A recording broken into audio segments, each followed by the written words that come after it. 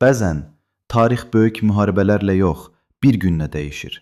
Bir qərarla, bir döyüşlə. 1071-ci il. Bir tərəfdə böyük imperiya, digər tərəfdə isə sayca az, amma inamlı bir ordu. Bu, adi döyüş deyildi. Bu, taleyin yazıldığı gün idi. Alparslan. Bir hökümdar, bir sərkərdə və risk almaqdan qorxmayan bir lider. Onun qarşısında isə Bizans imperiyası vardı. Minlərlə əsgər, güclü ordu və tək bir məqsəd – türkləri Anadoluya buraxmamaq. Bizans imperatoru Romanos IV. Diogenes özünü qələbəyə yaxın hiss edirdi. Amma Alparslan fərqli düşünürdü. Deyilənə görə döyüşdən əvvəl o ağ paltar geyindi. Niyə? Çünki dedi, əgər ölsəm, bu mənim kəfənim olsun. Bu sözlər ordunun ruhunu dəyişdi. Artıq bu sadəcə döyüş deyildi. Bu, inam idi. İki ordu Malazgirt düzündə qarşılaşdı.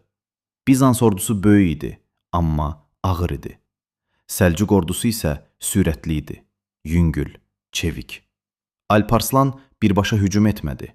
O, geri çəkildi.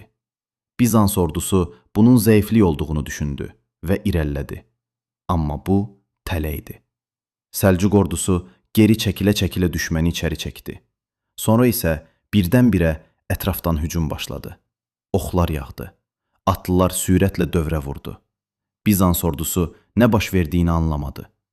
Ən kritik an isə xəyanət idi. Bizans ordusunun içində bəziləri döyüşü tərk etdi. Ordu parçalandı, nizam pozuldu və o an hər şey bitdi. İmperator Romanos əsir düşdü. Bir imperator ilk dəfə türklərə əsir düşmüşdü. Onu Alparslanın qarşısına gətirdilər. Hamı düşünürdü ki, o öldürüləcək. Amma Alparslan başqa cür davrandı. Deyilənə görə o soruşdu.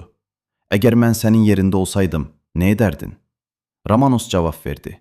Yəqin ki, səni öldürərdim ya da şəhərlərdə gəzdirərdim. Alparslan isə dedi, mən səni bağışlayıram. Bu, gücün başqa forması idi. Bu döyüş sadəcə qələbə deyildi. Bu, qapı idi. Anadolunun qapısı.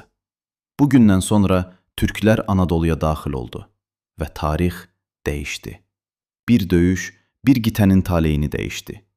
Əgər o gün Alparslan uduzsaydı, bəlkə də bugün hər şey fərqli olardı. Bəlkə də Anadolu heç vaxt türk torpağı olmazdı. Bəlkə də tarix başqa cür yazılardı.